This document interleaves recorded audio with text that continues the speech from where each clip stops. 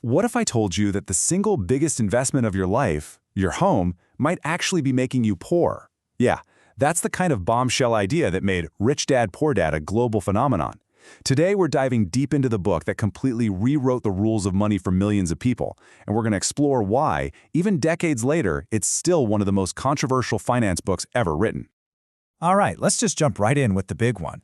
This is the question at the very heart of Robert Kiyosaki's book. It's a question that's meant to make you stop and think. I mean, for generations, right? We've all been told that owning a home is the bedrock of wealth, the cornerstone of the middle-class dream. Kiyosaki basically looks at that dream and says, nope, that's the anchor weighing you down. Let's get into it. So how does he build this argument? Well, he wraps it all up in this really simple, but honestly super powerful story. A tale of two dads.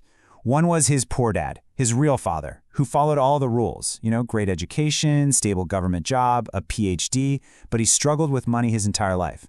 The other was his rich dad, his friend's dad, a high school dropout who became a multimillionaire. Their advice couldn't have been more different, and it forced a young Kiyosaki, and by extension us, the reader, to choose a path. And here you can see the two paths, right? It's the classic clash. Poor dad's advice?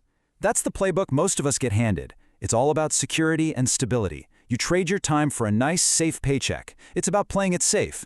Rich dad's advice is a total 180. Don't work for money, learn how to make money work for you. It's not about safety, it's about freedom. Okay, so if you're going to follow Rich Dad's path to freedom, you have to do something kind of weird first. You have to forget some of the most basic financial words you thought you knew. It all starts with his totally radical redefinition of two simple words, assets and liabilities. And hey, fair warning, if there are any accountants watching, you might want to just, earmuff it for a second. It's so simple, it's almost shocking. An asset puts money in your pocket. A liability takes money out. That's it. Full stop. So that house you live in, with its mortgage and property taxes and insurance and all the constant repairs, well, according to Rich Dad, it's not your biggest asset at all. It's your biggest liability. It's a giant cash-eating machine. At this right here, this is Kiyosaki's whole explanation for why so many of us feel like we're just spinning our wheels in that rat race. He says we spend our lives buying liabilities, a bigger house, a fancier car, the newest phone, and we think we're building wealth. The rich, he says, do the complete opposite. They focus like a laser on just one thing, buying assets that generate cash flow month in and month out. Okay, so the goal is to acquire assets. Simple enough, but where does the money to buy them come from, right? This brings us to another one of Kiyosaki's big ideas, the Cashflow Quadrant.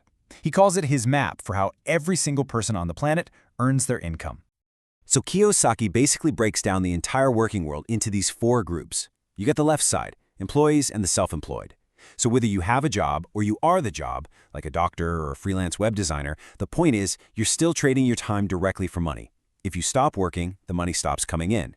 So the big move, the whole game plan, according to Rich Dad, is to get from the left side of that quadrant over to the right side.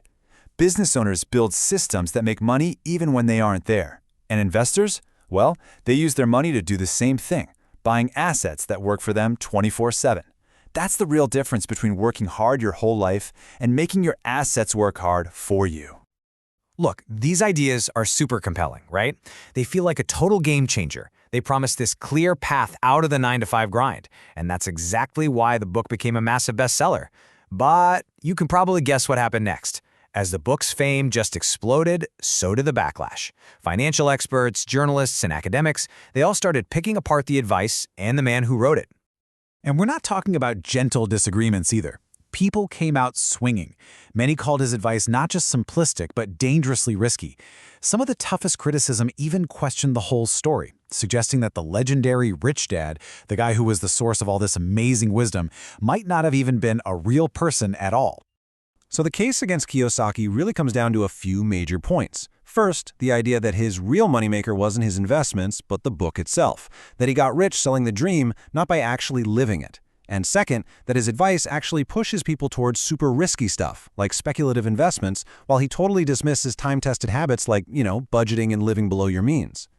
And maybe the biggest fight of all is over those definitions we talked about. Accountants and financial pros, they are quick to jump in and say, wait a minute.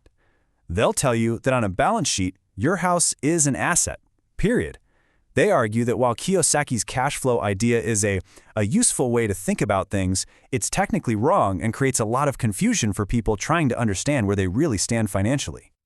So, if the rich dad way is seen as too risky or even a little bit misleading, what's the other option? Well, his critics push for a path that's, let's be honest, a lot less sexy. It's all about slow, steady, proven financial habits. It's a path that is, frankly, a lot less dramatic. Let's look at retirement accounts, for example. Kiyosaki tends to brush off things like 401ks as slow and restrictive, but pretty much every other financial expert out there will tell you that turning down massive tax breaks, and especially the free money from an employer match, well, that's not a strategy. That's just a huge mistake. And then there's the whole topic of debt.